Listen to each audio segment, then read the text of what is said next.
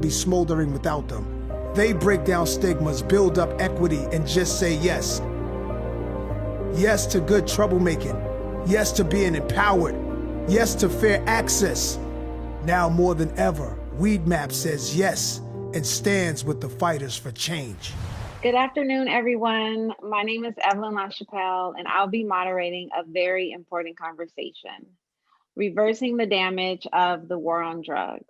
I'll be speaking with M1 of Dead Prez and Dante Westmoreland, and we are going to be diving into the effects of the war on drugs, how do we move forward, and what can be done in this industry that is booming.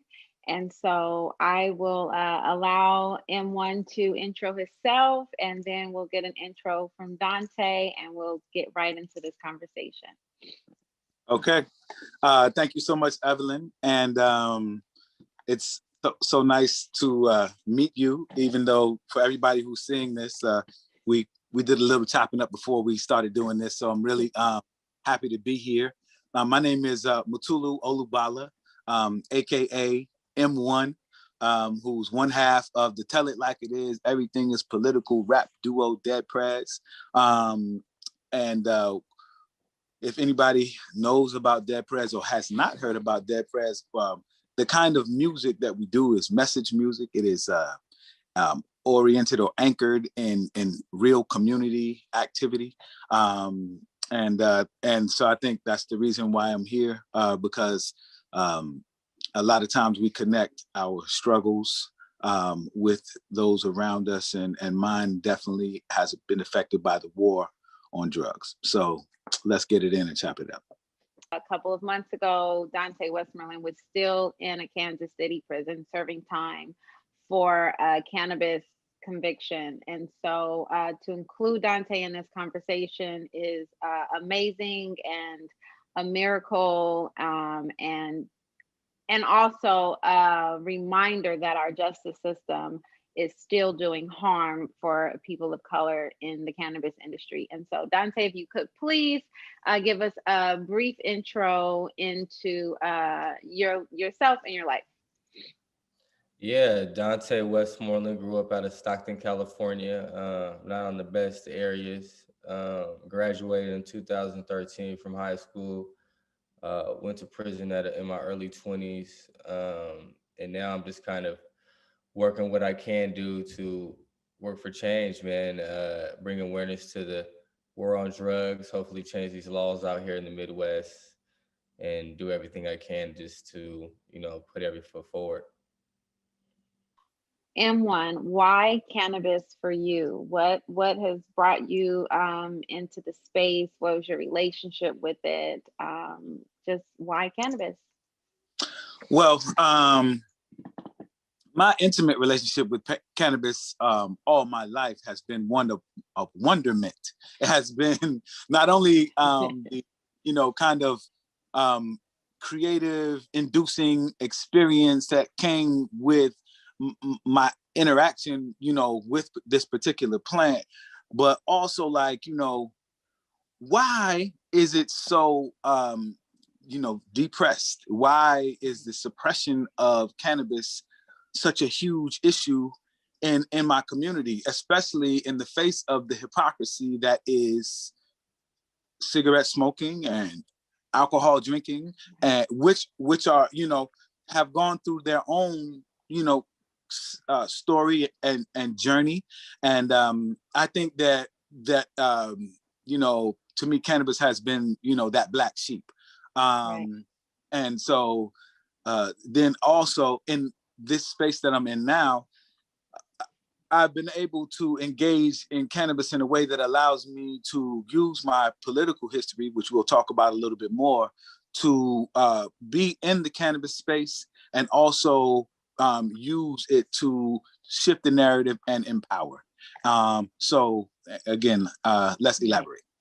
Right. I am always interested in shifting the narrative, right? Because I'm learning that we were not the writers of the narrative. And so you spoke about this hypocrisy of and the cannabis being the black sheep, but the hypocrisy really for me is this industry that is booming but is not Black and brown, right? And the same cannabis industry that, you know, has really destroyed some of our communities with the incarceration rates and the over policing, et cetera. So how do you speak to how do we shift the narrative? And I know you're working on that. And then how do we sort of right the wrongs of this hypocrisy? Right. Well, let's come back a little bit. I Go think back. That was a lot, right? we have to draw out and look at this thing globally. And I just want to talk about the war on drugs. Right. And what the angle of what has been the war on drugs. And I mean, a lot of people like when we think of drugs, you know, we think of, you know, cocaine and crack and you know, and the now rest meth, right. You know, even and heroin, definitely, you know, when we look at drugs and its relationship to the Black community, you see a quite a different kind of perspective than you see per se with drugs in the white community or any other community. And the reason why I'd like to pinpoint, and I think what makes me a revolutionary in this is that, you know, we've been impacted by a war on drugs that has created a prison industrial complex. I mean, completely created. Right. War on drugs. You know, that hasn't happened to every community. You know, every community wasn't looked at like you know, a zombie haven, you know, where we got to go in and kick ass and kick the doors down and take the mamas and the babies to prison. That is a lived experience by Black people in America. And so I'd like to make it akin to a word called counterinsurgency. And counterinsurgency means to prevent the unification or the rise or the empowerment to me of our people. And along with like political objectives, you see drugs come and play very clear roles in disempowering our community in so many different kind of ways. And so when we look at it, not just like this kind of like not connected, like drugs are connected to the political economy of the United States and of the world, and the reason why things happen. So I think if we start there, it gives us a good understanding why cannabis is the way it is, you know. So I won't belabor it. I kind of I'll start there. Maybe you can ask, right. Or am I on the right?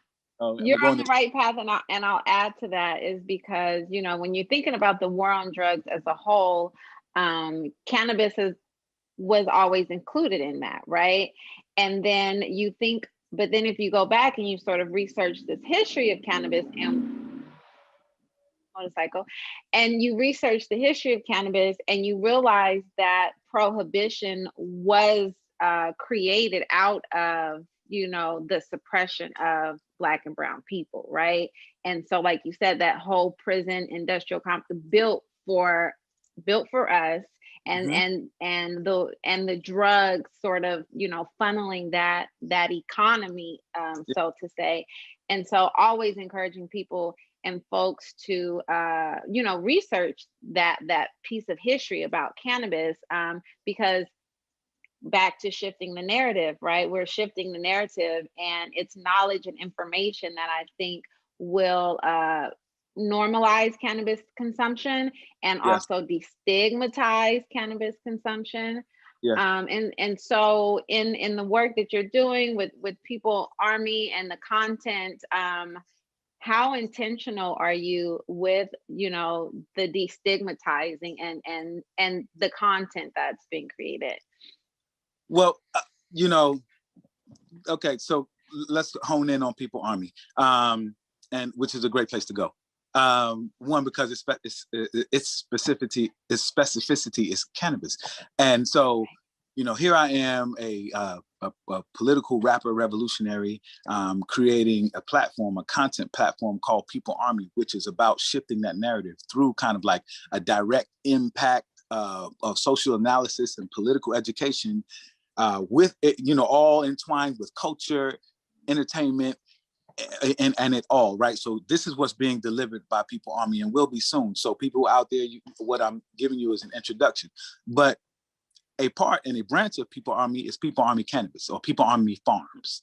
Right. And intentionally, what we are doing to shift the narrative is combining like the space of cannabis, which is broadening minute by minute. I mean, you're seeing so many people jump in and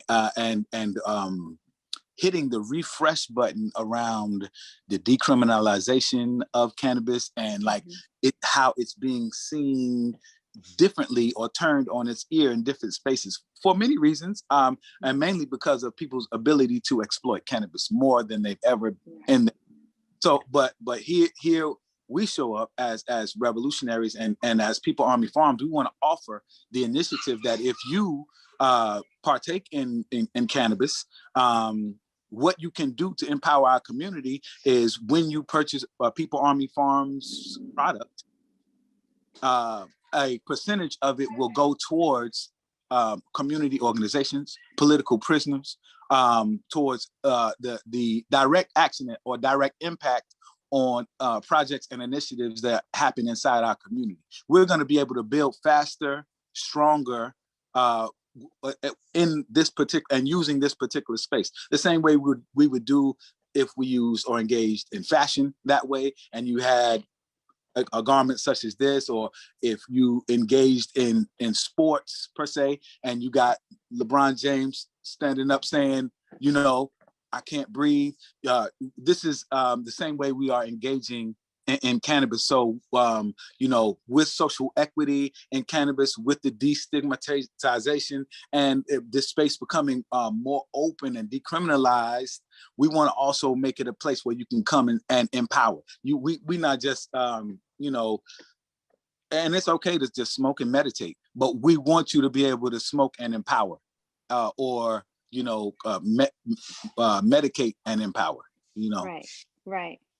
I'm glad you said all of that because cannabis is touching so much, right? It's the sports. We've got, was it the NBA or the NFL no longer testing one of the sports? I'm not a sports fan, but I know it happened. Yes. So it's touching sports. I even have a hard time calling it cannabis, weed. Right. It has always, you know, been prevalent in our music and in our culture. And then in the movies and the media, you know, we've got the How High and 21 Jump Street and, you know, Cheech and Chong, all of this imagery of, you know, stoner life. But it's shifting. I recently watched a movie called The Gentleman with Matthew McConaughey, and he's taken over the industry, but it looks elegant. It looks different than how they have portrayed us with this plant. Right. And so I tee that up to say, what are your thoughts about how the media continues to play their role in either the decriminalizing or destigmatizing? Because imagery is important, right? And what the public sees is what they start to believe. And so how do you think, where do you think we are today in terms of representation of this plant in the media, and where should we be going? Yes. Well, I first of all have to say that, you know, for anybody who might not know, you know, white people smoke weed just as much as Black people do, right? So we all, right? And if you don't know, well, you know now, right? So with that being said, you know, the portrayal of weed in the Black community, to me, has led to the more criminalization of what it means. You know, I was just recently watching a documentary about weed and jazz and weed and hip hop, and you know, you see everybody from Dizzy Gillespie, you know, pontificating about weed, down to I don't know, Arnold Schwarzenegger, right? And you know, everybody uses cannabis, but it's in the Black community where the excuse is given that, you know, because of this, we can kick in the doors and take us to jail. I mentioned that earlier. But I also have to say that the equity in weed hasn't always been the same either, even though we are the ones who have, you know, we have been, my daughter in the background, pardon. Even though we have let me catch that thought again. So there's a dual approach to it. In the white community, weed, especially in California, we see all this kind of this liberal space that weed has is supposed to have been. But I have to say that place has been a very segregated place, for whites only, racist, if you will. We think about Humboldt County, and we think about, Mendocino, and we think about these places that are hubs of cannabis, where cannabis is booming. But I have to say that those places are devoid of Black people. If you've ever been, you will rarely, see Black people. But the portrayal of weed in the world shows, Snoop Dogg smoking a doobie. And when the reality is, I think that has to be the shift, of the narrative of what it is. That's what People Army will begin to do, obviously, with the content of it all. But I also have to say, again, it's part and partial and akin to counterinsurgency. There was a time after the 1970s when Dr. Huey P. Newton had introduced the Black Panther Party, where which we're celebrating his birthday today. I don't know when this will air, but we're celebrating the birth of Dr. Huey P. Newton. But I have to say, in '66, after the birth of the Black Panther Party, the United States government suppressed and put out, all of these suppressive techniques, which included drugs, which included heroin. And we saw crack introduced into the community. These were invented, for the downfall for Black people. I mean, now when we watch Snowfall and all these narratives that happen across TV, that was happening to the Black community. That didn't happen everywhere else in the world. And weed is akin to that. So we gotta do a lot to shake off this dirty narrative about how drugs affect our communities. And that's what I'll be working on and have been working on with People Army. You know what I mean? Right, so, right. And that and that speaks to, when we do it, it looks like Snoop with the doobie, and Snoop, I love him, and he needs to have his, and this is not to say that that's wrong. So, for Snoop to be our portrayal of cannabis in the Black community, but then in the, non-Black community, the portrayal is like a middleman, a corporate cannabis dispensary. You're walking into dispensaries that look like iPhone stores, and they're not really making place for us in that industry.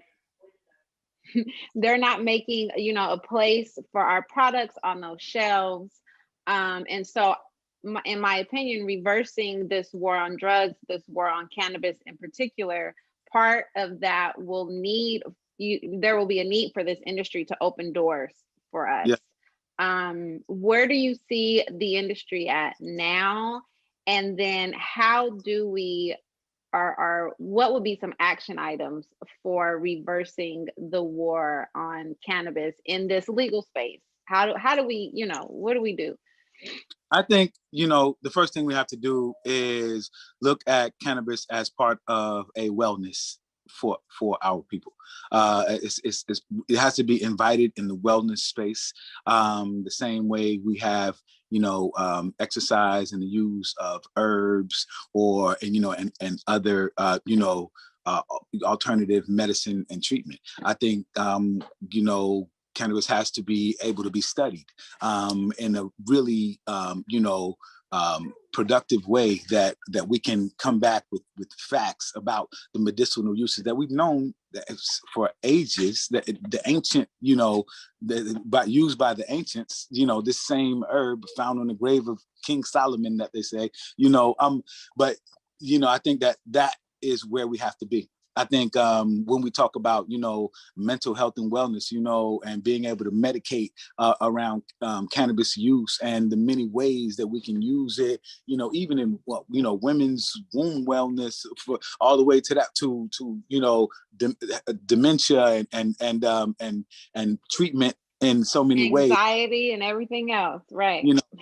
Which we've been medicating off for years and doing our own, kind of studies, personal studies. But I think it needs to be done in a way that really allows people into it in a really intimate and personal, yet medicinal, really medicinal way. So when we start looking at it that way, I think it will even make more sense for us. And to me, that's exactly where cannabis belongs, you know. Right.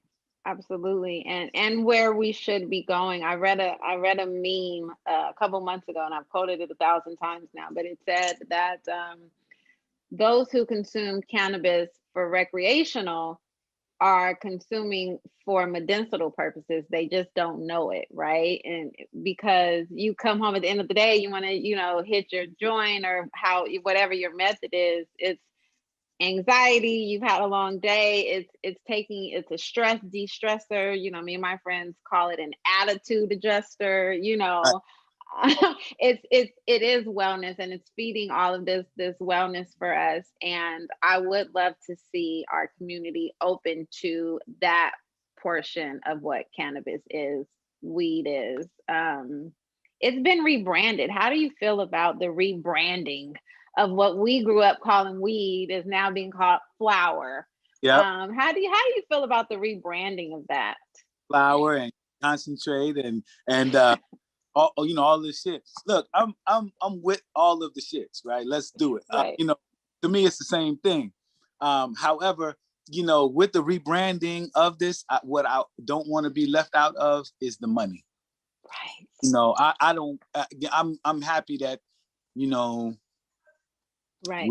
we're out of the closet around weed, right? I don't want to be left out of the conversation as we, and that's why, I'm glad we have Dante in this conversation, because, so many of us do so much time, around cannabis. I mean, the toll of that's taken in our community for something that's celebrated right now on such an enormous scale. I mean, we have billionaire investors, who going wholehearted. We have international governments who are sinking millions and millions into creating this kind of economy that can be regulated. Well, we want in. We are the ones who have been persecuted around this. So with the rebranding, what I'm hoping is that we can find a way that excludes like this kind of gentrification that comes right. With the corporate and white dollars, right. way. And we can see this building communities that it has taken from in so many ways. Like you said, we talked about before this conversation, I've done some time. The same with most of the members of our families have suffered the same kind of fate of consequence around, just kind of the way this has been. But now that we're here, let us all eat from the same table. M1, it has been awesome talking with you, reversing the damage of the war on drugs. Obviously, there's been lots of damage on our communities, and I appreciate the work that you're doing to reverse that and change the narrative. So if you could just, let everyone know where they can tap in with you, where they can tap in with the People's Army Farm, and where do they get to know about you and what? Yeah, thank you. Well, again, to anybody who's been following Dead Prez, I want to say thank you for 21 years of Let's Get Free. The journey for freedom and achieving liberation is still going on. And here we are celebrating the birthday of Huey P. Newton. We got Judas and the Black Messiah, about somewhat about the life of Fred Hampton, senior of the Black Panther Party happening. The revolutionary fervor and the energy is out here. And I think that's also part and parcel to this conversation about reversing the damage of the war on drugs. Again, to me, the word that equates to is counterinsurgency, which has been, suppressing the rise of our people, about self-determination and being free and throwing off like, kind of those chains. And I think this conversation about cannabis is central to it. The same way that cannabis smoke has been interweaved in the rooms and conversations around our lives. I think we have to address the elephant in the room, and you have helped us to do that and for us to shift this narrative with this conversation. I'm so happy and honored to be here with Dante and yourself and everybody who put this on, Black Enterprise, Weed Maps. So if you want to look for what's happening with me, again, I've talked about People Army. This is me kind of giving a hint at and alluding to what will be the future of, the content that I will be putting into the world through this platform.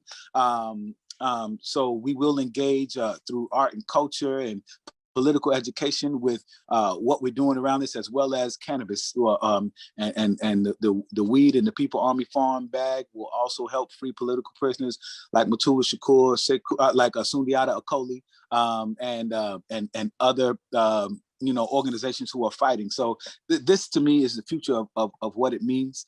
This is how we empower ourselves, and these are where the conversation starts. So Evelyn, thank you again for having me, and y'all stay tuned. peoplearmy.com coming soon.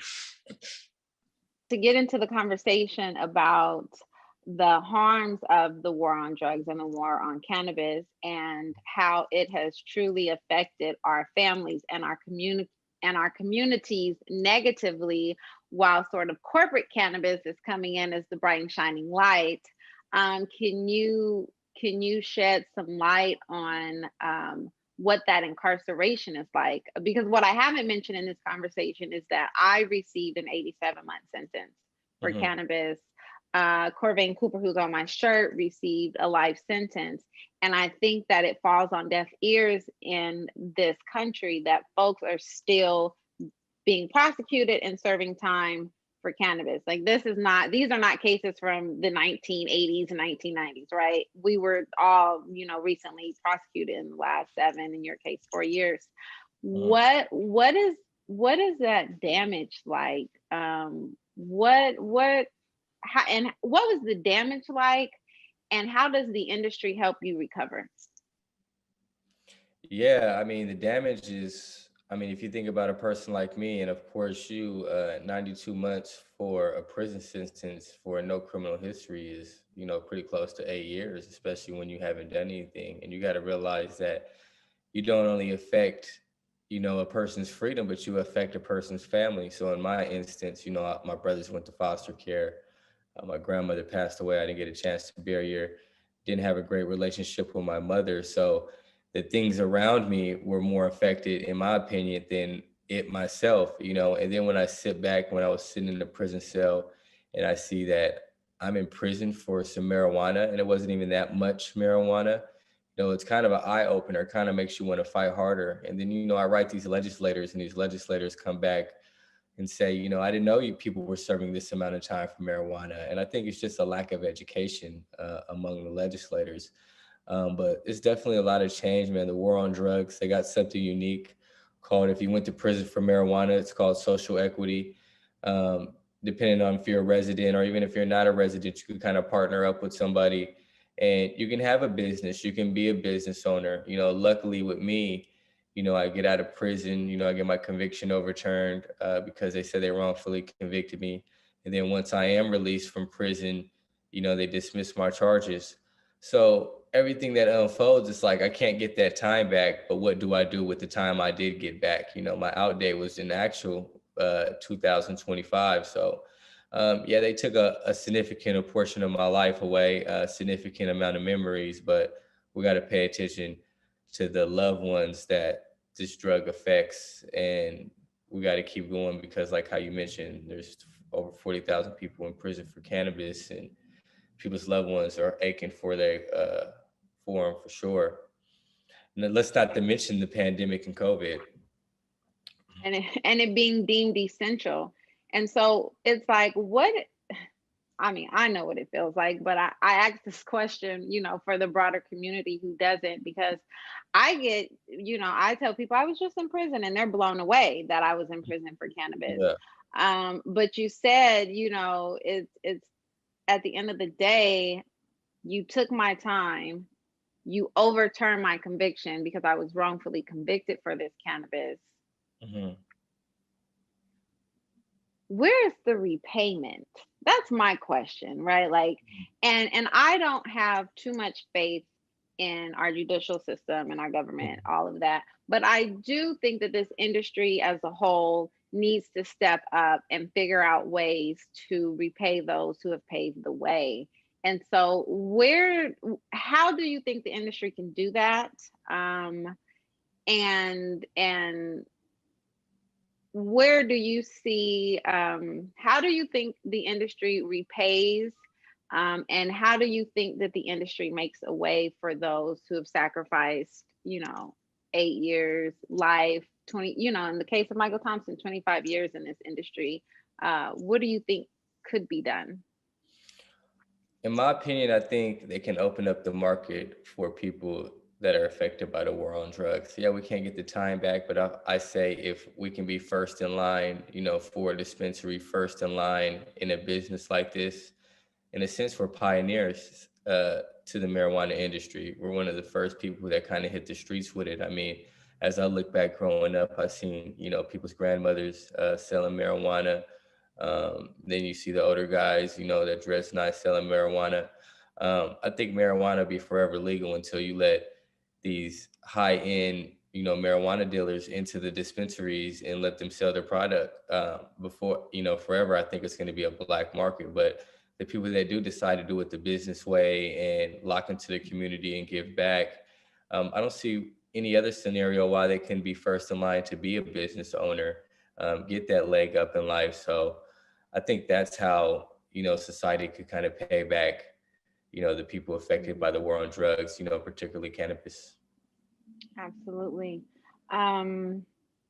You spoke about the damage of incarceration really affecting those that we loved. Absolutely, it affected us. Absolutely, we can't get that time back. And absolutely, we were subject to some really harsh environments. But when you think about grandma and your brothers, and I think about my daughter, Corvain's daughters, Mm-hmm. I know that every move that I make is intentionally to rebuild their lives. And so when you say the industry needs, open the doors for us, I think the industry also needs to understand that this is us rebuilding those lives, Mm-hmm. right? And so when you open the door for me or Dante, of course we, want to grow in this industry, but also with the understanding that there were families broken up, right? And the industry needs to take part. So can you, briefly just tell us about sort of that in that mental damage or that family, how are your brothers? And how does that burden sit on you, being in prison for cannabis? Yeah, I mean, that burden is heavy. It's like 1,000 bricks. I mean, I'm sitting in a maximum security prison cell, and I have COVID. I'm recovering from COVID. And, I don't know, when I see these guards die, when I see these inmates die, and they worked the unit before, it kind of gives you an eye opener feel of the environment around you. You kind of look around and say, hey, I got this virus. Will I be next? And it kind of scary when it's just like, I'm in here for a plant that people are making millions of dollars from. People are opening businesses and paying taxes on, but I'm in prison with COVID, with the healthcare that they have, which is sometimes not the best, and it's just like I don't know what my future holds. And then I sit back and when in your thinking hours and you think of my younger brothers and maybe I won't be able to see them. So but I fought as hard as I can. Became a particularly in a sense a lawyer, and I was successful of getting out of prison. But it affects so many people, and that burden on you is just something that I don't want. It's not only that you're serving a significant amount of time and you have no criminal history, but it's that moment where you think, will I get home to my family? Will I be able to be that big brother? Because I'm sitting in here with a virus nobody knows anything about, So my plea for help was deeper than just my initial freedom. My plea for help was the initial, getting back into my family's arms. Right, right. And I'm glad you said that that burden is just extremely heavy. And I want to say I'm proud of you but I don't say it because being proud of you means that I somehow participated and I didn't. But I am extremely, what's a better word, just encouraged that when you went to prison, you didn't just sit on the bunk. Like you really had to fight for your freedom, and you really had to go hard for your own freedom, and then you won your freedom. How did that feel, right? Especially, and I'm going to add this, fighting the legal system is usually, financial resources are attached to that. So not having the financial resources and still gaining your freedom, you deserve all the roses and applause for that. Just as we're wrapping, how did the freedom feel when, when the doors open and you knew that you had done that work to gain your freedom? What was that feeling like? I mean, just like you said, I know I've done the work. One thing I've noticed about everything, when you pay attention to detail and when you work hard, you do become victorious. So when I was in there handwriting those 165 state legislators, more state reps and senators, and I only get 4 replies, but those 4 replies gave me that energy boost, so I knew I had those 4 in my back pocket with people kind of advocating for me. Of course, Congresswoman Karen Bass, I can't thank her enough. She went to bat for me, my cousin Jason. So as I'm in there studying law from the time I went in to the time I came out, 3.5 years into my 8-year sentence, in a sense, it's crazy to say I knew I was going to go home because how hard I worked, and once I found that loophole and I wrote that motion and, I asked the court to appoint me a public defender. I didn't know who I was going to get, but I know if I presented this material and kind of give him that less work, it could be victorious. And when he got the material, he said, man, this is a great motion. I'm going to file it and we're going to see what happens. And he filed it and the district attorney agreed. They immediately let me out of prison. And it was that feeling that I knew that all my hard work paid off and everything that I was doing was right. Those long hours in a law library in the beginning where you don't understand anything. And then, year 2, everything starts to make sense. And then you learn how to write their language. Of course, I couldn't submit it within myself, but, getting that public defender with that law degree and kind of showing them my view of the way my case is, it made sense and it worked out. And just to kind of get with that district attorney, and I praise him for this and get him to understand what a felony does to a Black man in America, that you could get kicked out your house, you could lose your job. We're already at a disadvantage. When I explained those things to him, it seems like he really understood. And he said, I'm going to dismiss your case and let you be free with no criminal record. So, I mean, that initial feeling of just not only getting that first freedom, but then getting that ultimate freedom, that's a feeling that, you can't explain, Absolutely. And I'm so happy that you got that freedom and moving forward in freedom. And thank you so much for having this conversation. Can you tell us where to tap in with you? What's in the future? Give us your Instagram handles, because I see and I know the background of great things coming for you in this industry. So can you just let the folks know a few of them and where to tap in? Yeah, definitely get with me at Instagram at DONTEWEST Dante West, and just follow me, follow our mission. I mean, me and Evelyn and LPP and all these people, Weldon, all these people we're on a coalition to, for prison reform and doing things the right way. And thanks Ryan for having me. And we definitely this is the first, this is the last, and we can't wait for the society opening back up. Thank you, Dante. And thank you all for checking us out and listening in on this conversation. Again, my name is Evelyn LaChapelle, the moderator of this Reversing the Damage of the War on Drugs.